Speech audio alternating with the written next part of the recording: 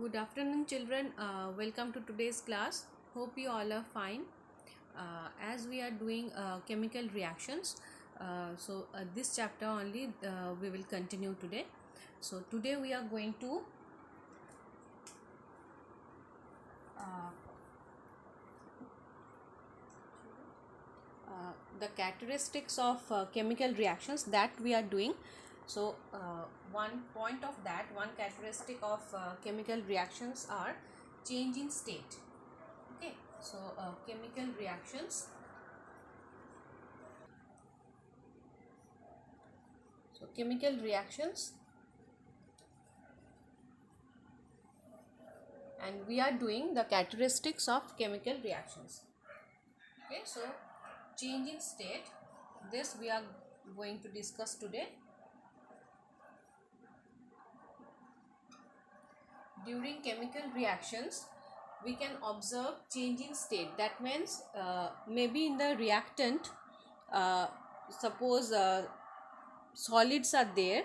Okay, so the solid reactants can react together to form gaseous substance or liquid substance, or vice versa. Okay, so let us discuss some example on this. When hydrogen sulfide gas, this is in gaseous form, hydrogen sulfide, and chlorine, this is also in gaseous form, when these two are reacting together, we are going to get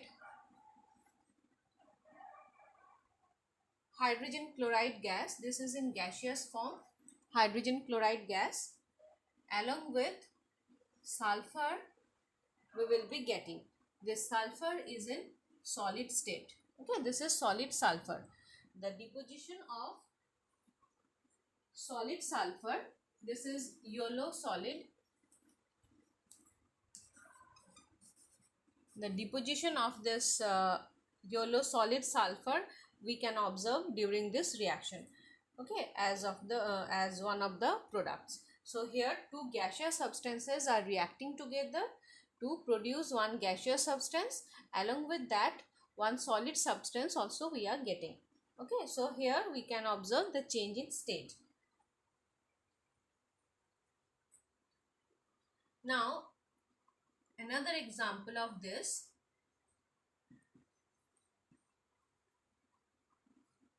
when hydrogen chloride gas, hydrogen chloride in gaseous form, along with this ammonia, this is also in gaseous form, when these two are reacting together, we are going to get a solid, that is ammonium chloride. Okay, this is in solid form. At first the fumes of ammonium chloride we will be getting.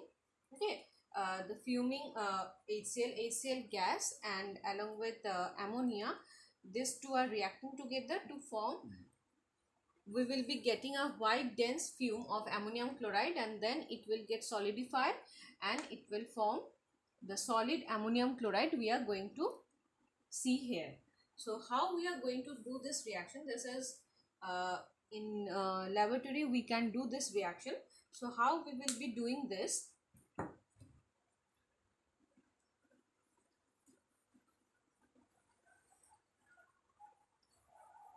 For this we need to take a glass rod. See, suppose this is in this bottle, suppose concentrated HCl is there. Okay, so in as it is concentrated HCl, so the gaseous, the fumes will come out from this, and ammonia in another bottle we are going to take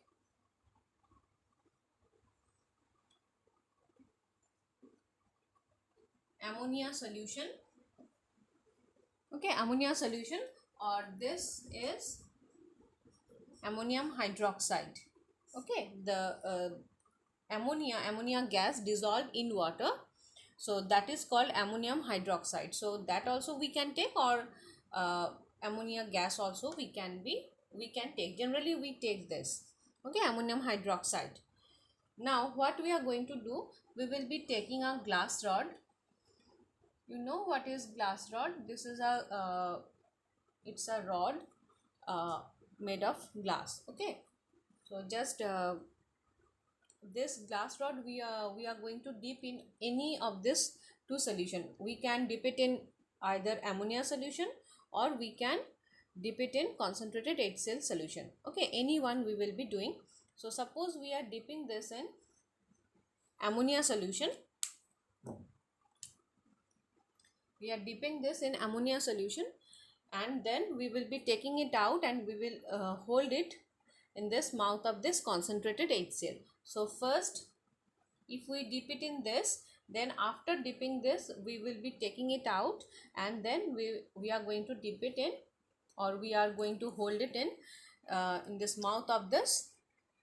Okay, after that we will be taking this, and we are holding this in this mouth of this concentrated HCl bottle. Okay, so there we are going to see white dense fume from this mouth of this from this glass rod.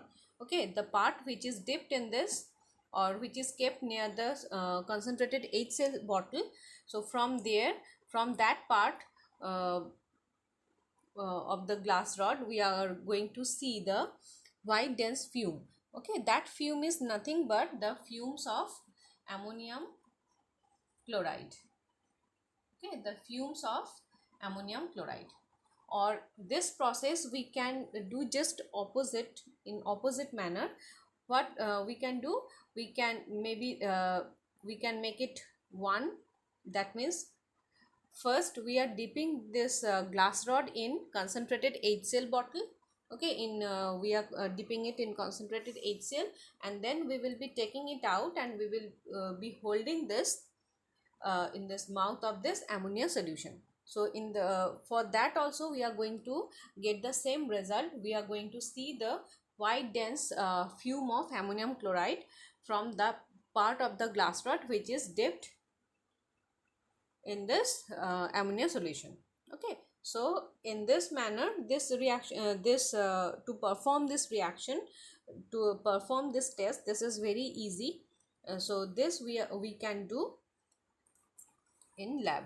Okay, so here from two gaseous substances we are getting a solid substance.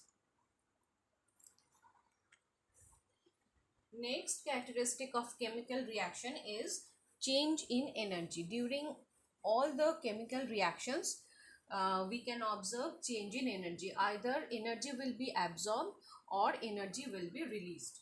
Okay, so, this is a very important characteristic of chemical reactions or chemical change, which we cannot observe in physical changes. Okay, in physical change this is not mandatory. Change of energy is not mandatory. It may happen or it may not happen, but for chemical reactions, for chemical changes, change in energy is must.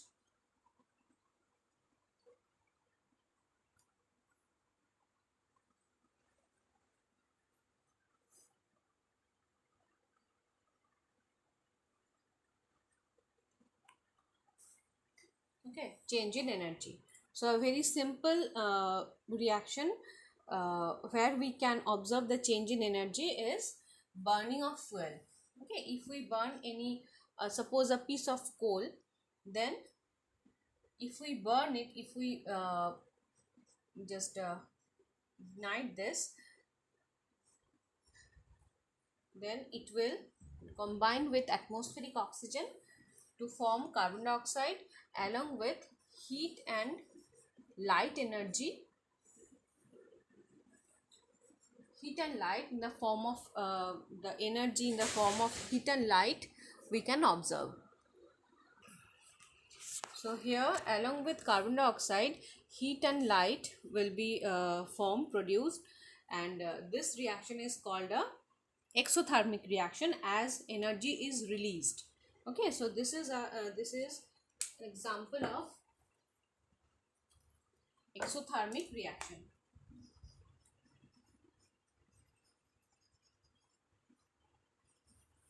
Reaction, this is the short form. Okay, so exo means as heat is released outside, So heat is evolved, heat or energy is evolved, that's why this is called exothermic. Thermic means this is related to heat. Okay, now another reaction, suppose if we heat calcium carbonate, if we heat calcium carbonate, the it will decompose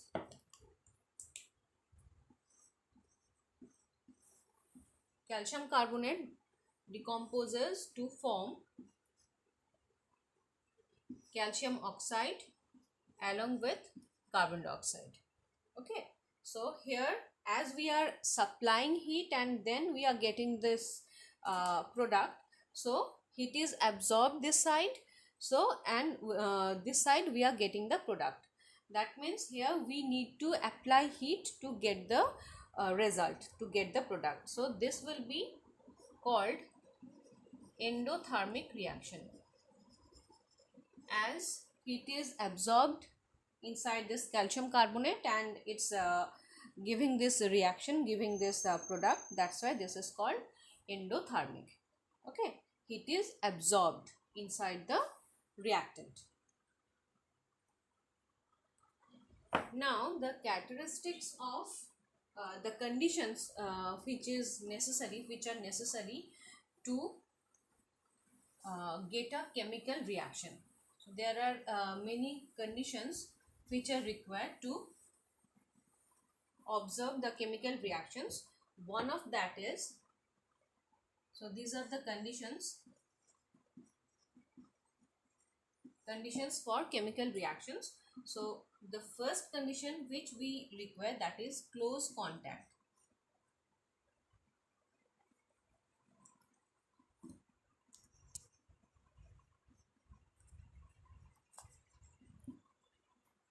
If we don't keep the substances, if we don't keep the reactant in contact, in if we don't keep them close, then they cannot react. Okay, they will not get the scope to react. So to get the result, to get the chemical change, chemical reaction, we must keep them together, we must keep them in close contact. Suppose sodium, this is a highly reactive metal. Sodium is a highly reactive metal, so that's why we keep sodium under kerosene. Okay, in the bottle or wherever we are keeping, we are preserving sodium, we need to keep it. Suppose this is the sodium metal. Okay, so this is kerosene. Okay, this is kerosene. Under kerosene we need to preserve sodium. Okay, otherwise it will, as it is highly reactive, so it will react and we cannot get the sodium in intact manner. Okay, so when we are taking out sodium, if we need to react sodium, if we when we are using sodium to for the reactions, when sodium and water, they come closer, they if we drop up a small piece of sodium in water, then there will be a explosive reaction and sodium will react to form sodium hydroxide along with hydrogen gas. Okay, so this reaction is a highly reactive reaction, as sodium is, this is cold water we are using here. So this, as sodium is highly reactive, so whenever we are keeping we are keeping water and sodium, uh, we are providing close contact between sodium and water, or we are putting a piece of sodium in water, then only they will react. But if we don't touch them, if we don't keep them close, suppose in this beaker we have kept sodium, and in another beaker which is just we are keeping side by side, and here we are taking some water. Okay, in this beaker this is water. So if we keep these two beakers side by side in this manner, then as sodium is not coming in contact with water, so they cannot react. So to get the proper reaction, or to get the reaction, we must keep them in close manner. We must touch the sodium, the sodium must touch the water, okay, or vice versa. So then only we can get the required reaction. Okay, so this is the first condition for the chemical reaction to occur. So here, what is the reaction when sodium is reacting with water? With cold water only, it can react, because sodium is highly reactive. So if we use cold water, then also it will react, and explosive reaction will be observed here. Sodium hydroxide will be formed along with hydrogen gas.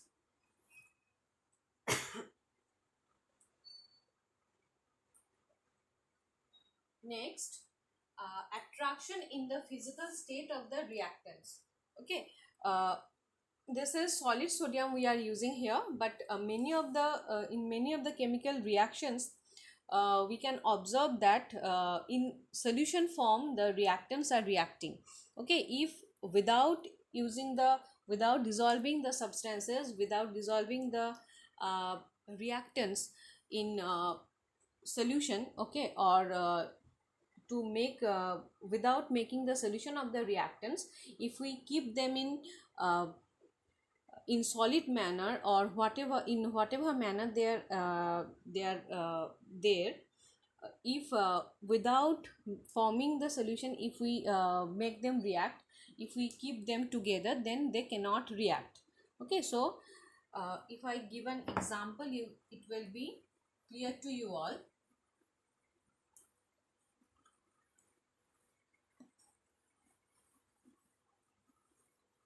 Suppose the reaction between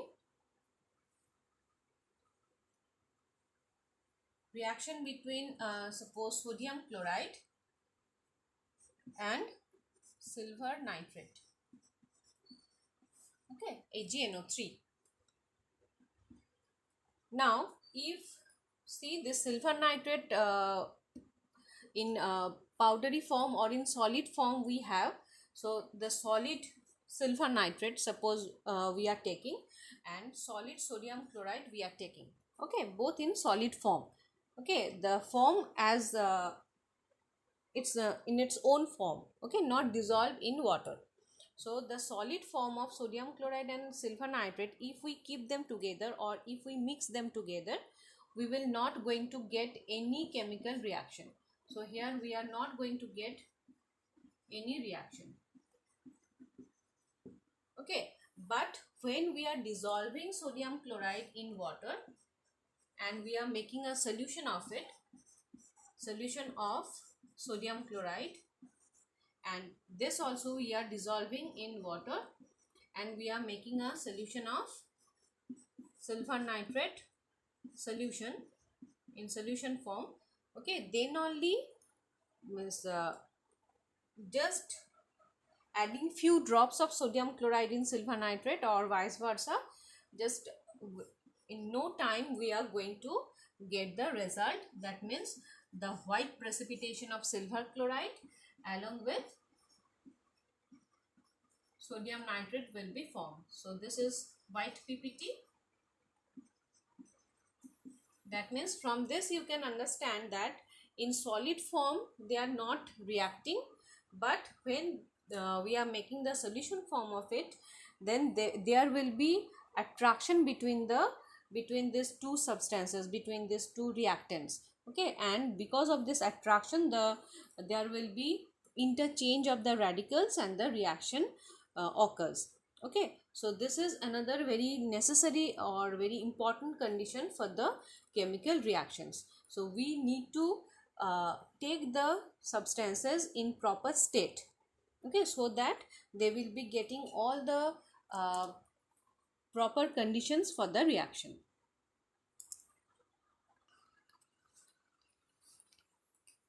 So children, here I am ending our today's class. You just these things are very easy, but what you have to do, you have to read line by line. Okay, don't think that as online tests are going on and only objective questions will be enough. It's not enough actually.